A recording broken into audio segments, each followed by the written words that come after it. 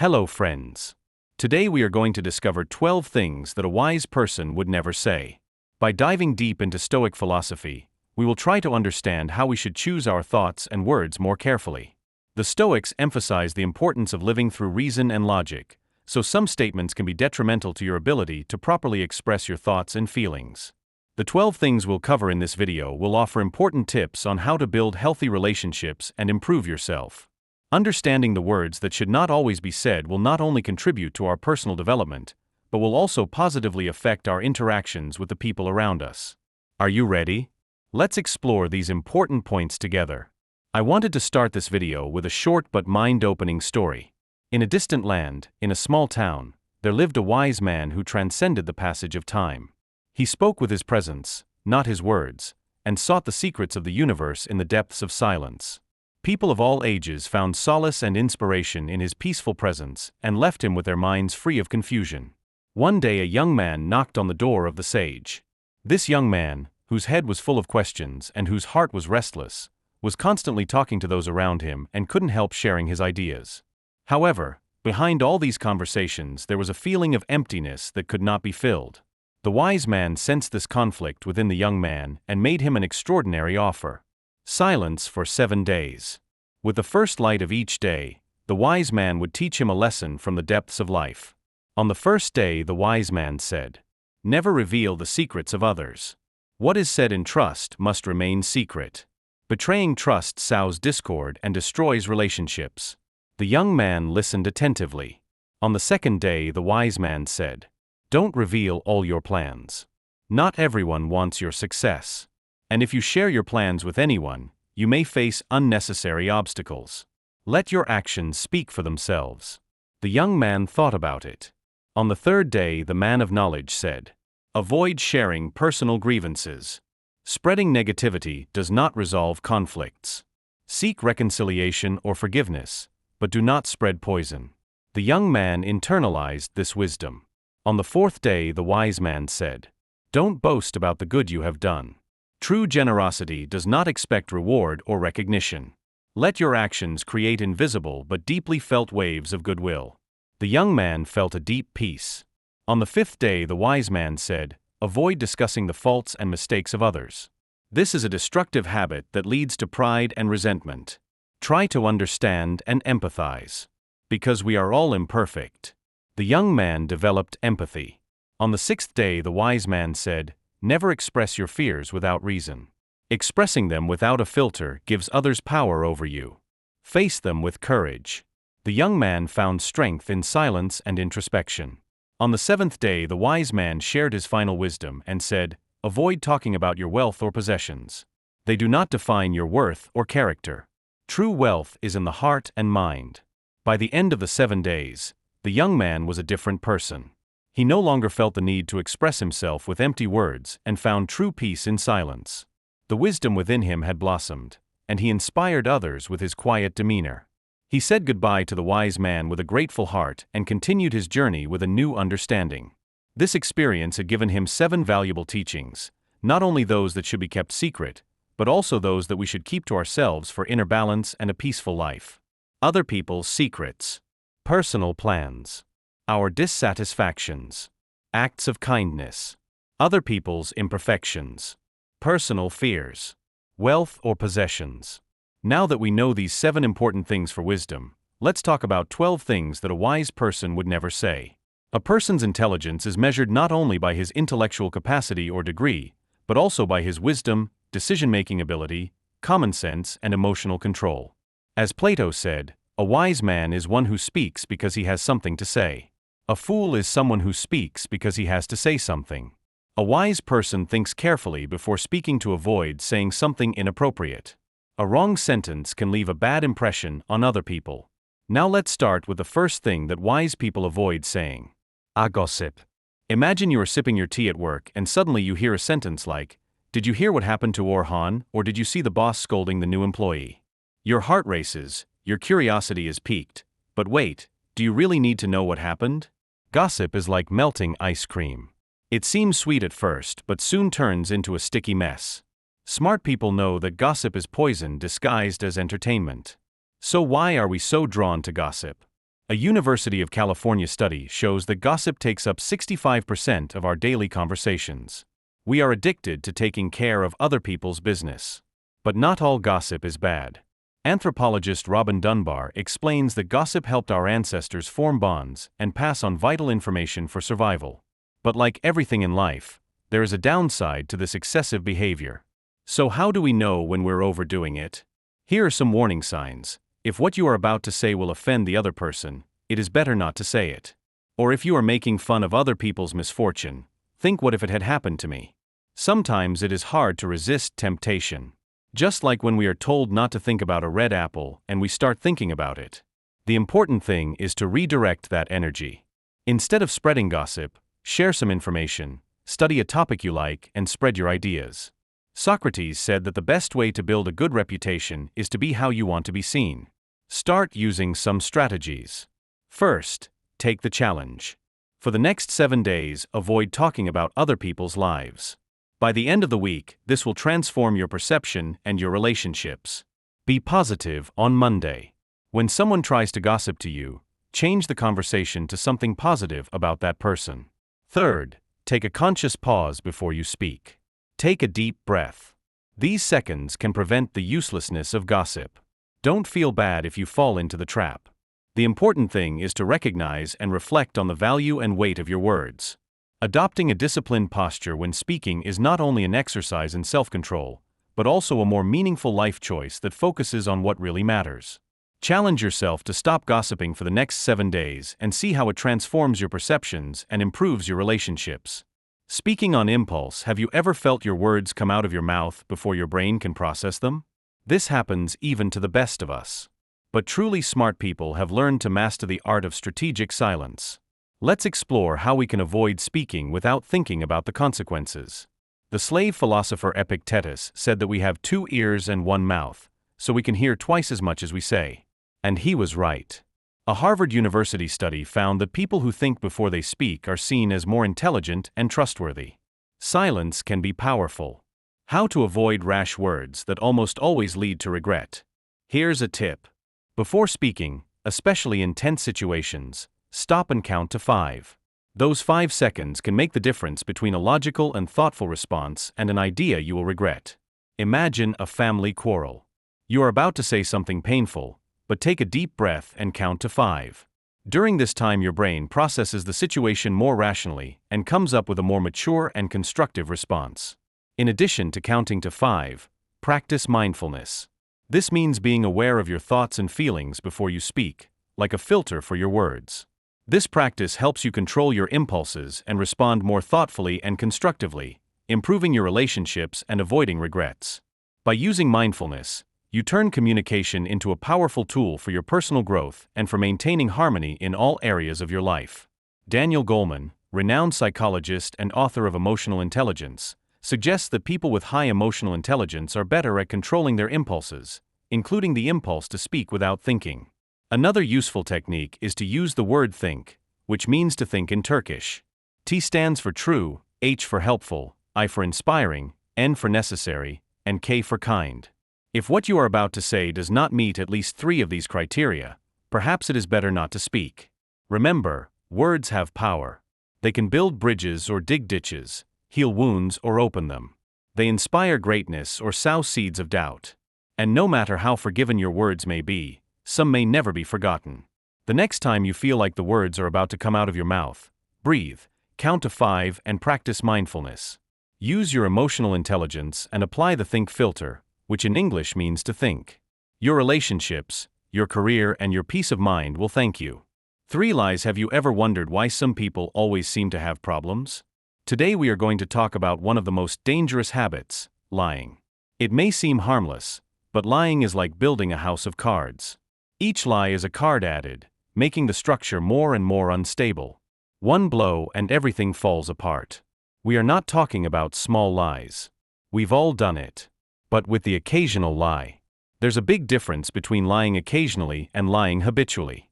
Lying is like using cheap perfume to cover up a bad smell. It may work for a moment, but eventually the stench of dishonesty is revealed. And no one wants to be around a dishonest person. So why do we lie from time to time? Sometimes out of fear, to avoid conflict, or because it seems easier than telling the truth. But an intelligent person knows that honesty, however uncomfortable at times, always brings better results in the long run. Think of your relationships like a bank account. Every time you are honest, you put money into this account. Every lie is a withdrawal, and many withdrawals leave you exposed without gaining anyone's trust. This doesn't mean you should always be brutally honest. Emotional intelligence is very important. Knowing when to be honest and when it is better to keep quiet is crucial. For example, when a friend who only wants approval and doesn't accept criticism doesn't ask you directly for your opinion, maybe just saying, "I'll let you figure it out," is enough. The important thing is to find the balance between honesty and kindness. As someone wisely said, truth spoken without kindness is cruelty, but untruthful kindness is manipulation. So the next time you feel like lying, ask yourself if it is worth risking your honesty. Lies take away the opportunity to be honest with ourselves. They are like baggage at the airport, always heavier than you imagine, and in the end they will cost you dearly. Before we move on, I ask you to share this video discreetly with people you know need to know about this. And of course, don't forget to subscribe to our channel and enjoy this video. Personal financial details. Imagine that your bank account is like a safe full of treasures. Would you give the password to anyone? Of course not. We have to be smart when it comes to money. Warren Buffett, one of the world's greatest investors, said never tell anyone how much you earn, it's rude and expensive. He was right. Sharing personal financial details is like inviting everyone to dig through your wallet. A study from a University of Chicago found that people who keep their finances private tend to have healthier and less competitive relationships. You've seen how someone's demeanor changes when they find out how much someone else earns. Keeping your finances private allows you to avoid jealousy and judgment, but also protects you from scammers and opportunists. It is like wearing an invisible bulletproof vest. This does not mean that as a human being you have to be safe and impenetrable. Share your financial information with your spouse or closest people when necessary, but keep the details to yourself. If someone pressures you to share your financial information, respond with humor or ready answers like "Don't worry, I won't need a loan yet this month," or "I am grateful for what I have." As much as is possible in the current economic climate. These responses protect your privacy without sounding arrogant. Remember, your finances are personal and should remain that way. A wise person knows that intimate financial details should be kept private. Protecting your finances gives you the power to control your financial narrative. So the next time someone tries to verbally pick your wallet, remember that a little secrecy goes a long way, in a smart and elegant way. 5 provocations. Have you ever found yourself in a situation where someone tries to provoke you, making your blood boil and making you want to react? Before you fall into this trap, let's understand why smart people avoid provocations. Imagine that provocations are like boring commercials interrupting your favorite show. What do? You change the channel, right? The same goes for provocations. Change the subject. Our brain reacts to provocations as social threats, triggering our survival instinct and preparing us to attack. But this is where emotional intelligence comes in. It's like having a superpower that allows us to see beyond the intentions of others. Emotionally intelligent people know that behind a provocation there is often insecurity, pain, or boredom. Avoiding provocations doesn't make you weaker, it makes you stronger. It's like being on a diet and resisting the last slice of pizza, but then feeling like a champion. When someone tries to provoke you, imagine that you are like a wall and let the provocations crash and fall. Another technique is to use humor as a joke shield that deflects provocations. Responding with a light joke disarms the provocateur and reduces tension. Remember, by avoiding provocation, you strengthen your emotional muscles. Stay calm, smile and move on. 30 seconds of self-control can prevent fights and resentments that can last for years. Speaking in anger, Marcus Aurelius said that the best response to anger is silence, and he was right. Anger is a powerful emotion that can easily overwhelm us. But a wise person knows that true wisdom lies in knowing how to control anger, how to channel it properly, and how to express it appropriately. Think of a fire in a forest. Uncontrolled fire destroys everything in its path, leaving destruction and ashes. Now think of anger like this fire. When we allow our anger to take over, we burn relationships, opportunities, and our own peace of mind. But if we can control this fire, we can use it to heat, cook, and light, turning destruction into something constructive. How many times have you lost your temper and said something you later regretted? A wise person practices patience and self-control, because this transforms impulsive reactions into thoughtful reactions. Your words become tools of building, not destruction. By acting in the same way, you can learn to live a more balanced and conscious life. Evaluate your reactions, control your inner fire, and let your words become a reflection of your wisdom, not your impulsiveness. Posting too much on social media. Have you ever wondered if it is a good idea to share every detail of your life on social media? Imagine your life as a house. Social media is the window of that house. Do you want everyone to look inside? That's probably not what we're doing when we share details online. Social media is an incredible tool when used wisely. The key is to find the balance between sharing and protecting. Even tech experts are cautious about what they share online, aware of the risks. Think of your posts like digital tattoos. Once shared, they can stay there forever.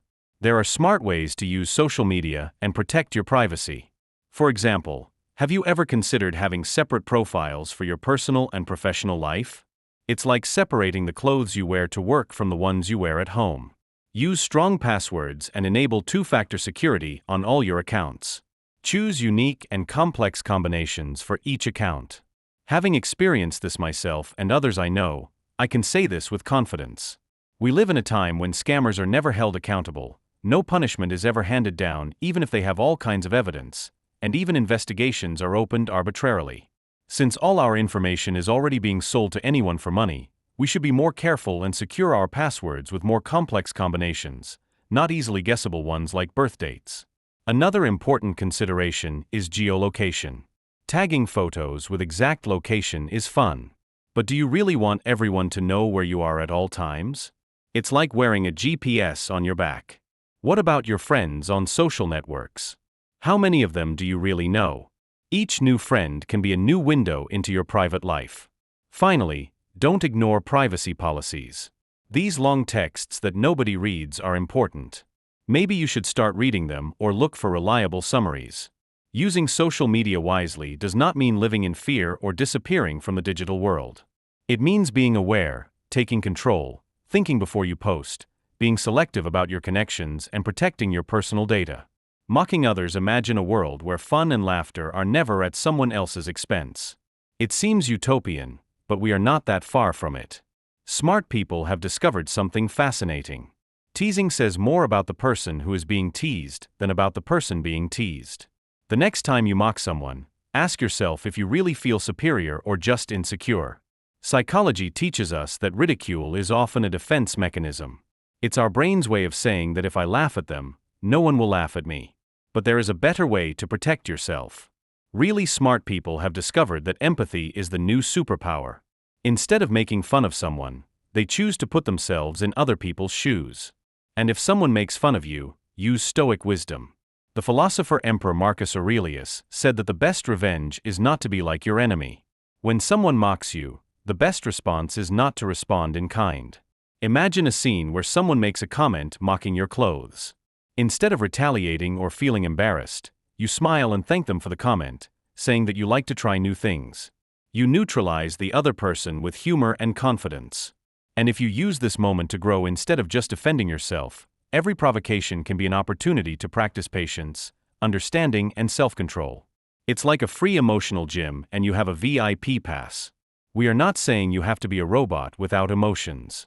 It is normal to feel pain or discomfort when you are ridiculed. The important thing is how you manage these emotions. Smart people understand their emotions and know that they don't need to react to every provocation. When you stop making fun of others, something magical happens. The world around you starts to change. People feel more comfortable around you and conversations become deeper and more meaningful. It's like unlocking a new level in the game of life. Laughter is still one of the best medicines. The difference is laughing with others, not at others. This is a subtle but powerful change. The next time you feel the urge to mock someone, stop, take a deep breath, and ask yourself what a really smart person would do in this situation. Making promises that cannot be kept. Bad checks look good at first. But when the time comes to fulfill them, there is nothing behind them. Just as bad checks can cause problems, so can empty promises. Why do we fall into this trap? Our brains seek social approval, and saying yes seems like an easy way to please others. But in the long run, this strategy can be costly. Think of your brain as a bank. Every promise is like a deposit into someone else's trust account. If you don't fulfill it, you make a big withdrawal. Withdraw too much and you will go into the red. So how to avoid empty commitments? Here are some tips. Think before you speak. Analyze whether you can really deliver before you say yes. Learn to say no. An honest no is better than an empty yes or a commitment you cancel at the last minute. Be realistic. Accept your limits and plan accordingly. Communicate clearly. If you are not sure you can do something, inform people without fear or panic about what they will think. Finally, keep your word. If you have made a commitment, do everything you can to fulfill it. Remember, a promise is a serious commitment. It is not just something said for the sake of saying it. In business and in personal life, it is essential that promises are kept. Warren Buffett said that it takes 20 years to build a reputation and only 5 minutes to destroy it. Much of that reputation depends on you delivering what you promise. The next time you are tempted to make a promise without thinking, remember that your promises have weight. They are not balloons that you release into the air and forget about, but anchors that bind you to others. A wise person evaluates his or her commitments carefully and promises no more than he or she can fulfill. Promise little and deliver much. This is how you build a solid reputation and lasting relationships. 10. Respect for beliefs and religion. A wise person understands that each individual has their own experiences and reasons for their beliefs. Imagine a garden with a variety of flowers, each with its own unique color, shape, and scent. Each flower represents a different faith or religion. Now imagine a gardener who values only one type of flower and ignores or uproots the others. This gardener loses the beauty and diversity of the garden. In the same way, when we disrespect the beliefs of others, we lose the opportunity to learn from the diversity of thought and human experience. As Seneca said, the mark of a wise person is the ability to learn from everyone. A wise person enriches his or her life by respecting everyone, even if you don't agree with them or follow a religion. Ultimately, what matters is how you treat others. 11. Not revealing the privacy or secrets of others. Breach of trust spoils a friendship much more than betrayal. Smart people recognize the devastating effect that breaking trust can have on relationships. Trust is the cornerstone of friendships and relationships, and revealing secrets can destroy that foundation and cause irreparable damage. Imagine a solid building built with strong bricks and strong cement. Each brick represents the trust placed in you by your friends and family. Now imagine a crack that forms when you give away a secret. Over time, this crack widens and compromises the integrity of the structure, eventually causing it to collapse. Our relationships are like that. They are strong and resilient, until one act of carelessness weakens and eventually destroys them. Is it worth it? Is it worth sacrificing lasting friendships and relationships for a moment of attention or a temporary feeling of superiority? Think about it. Respecting the trust of others is an act of virtue and integrity. Keep the secrets entrusted to you as if they were precious treasures, because by doing so you strengthen your relationships and build a solid and respectable character. Value trust, act prudently, and be a harbor of safety and reliability for those around you. 12. Do not publicize your dissatisfactions. Epictetus says that what matters is not what happens to you, but how you react to it. This quote by Epictetus emphasizes the importance of our reaction to events rather than the events themselves.